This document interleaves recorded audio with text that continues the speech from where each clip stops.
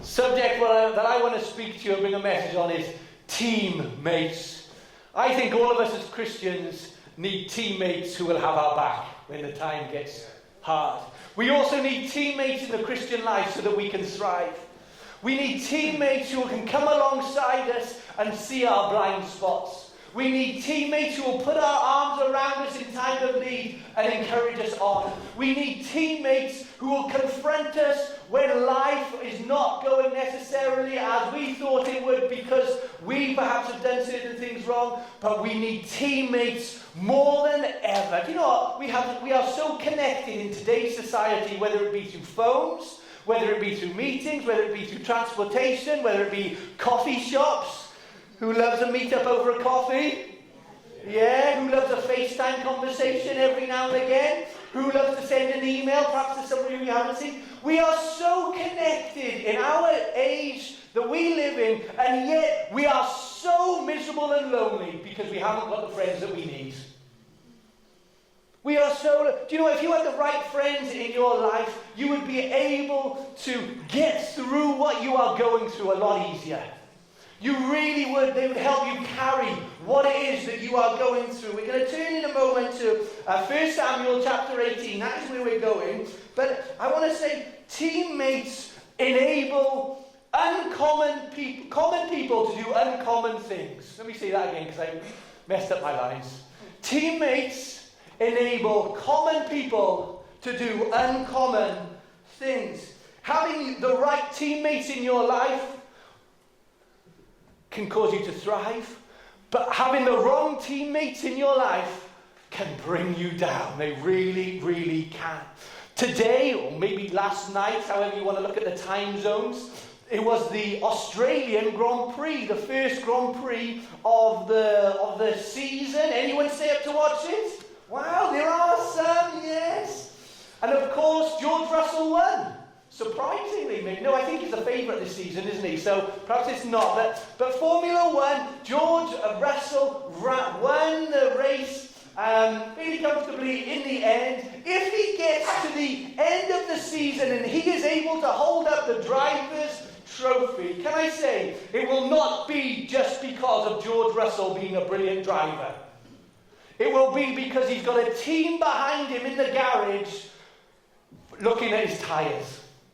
It will be because he's got a team behind him in the garage that's monitoring his fuel pressure. It'll be because there's a team behind him taking care of all the mechanical issues that he will have to deal with so that he can get on with running the race or driving the race, not quite right, I know, but racing in his car. One person, they're one person on the track, but they've got a team of teammates in the pits looking after them.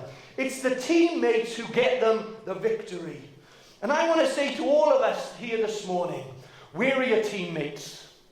Where are your teammates in the Christian life? Where are the people that you're doing life with? Where are the people who are praying for you when you're feeling down? Where are the people who you can pick up the phone to? Where are the people who will encourage you? Where are the people who will confront you when you need confronting? Or are we doing life by ourselves?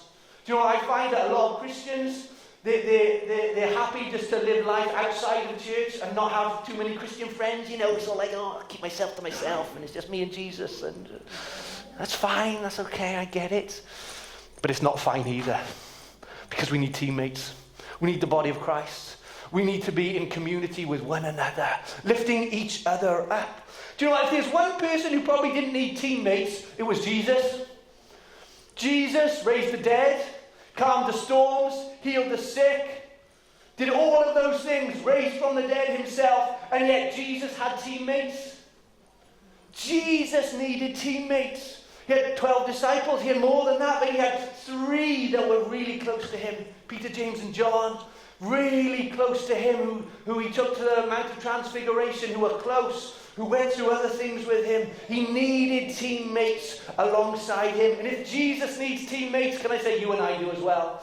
1 Samuel chapter 18, we have a story about an uncommon, unlikely, but extraordinary friendship between 2 people called Jonathan and David.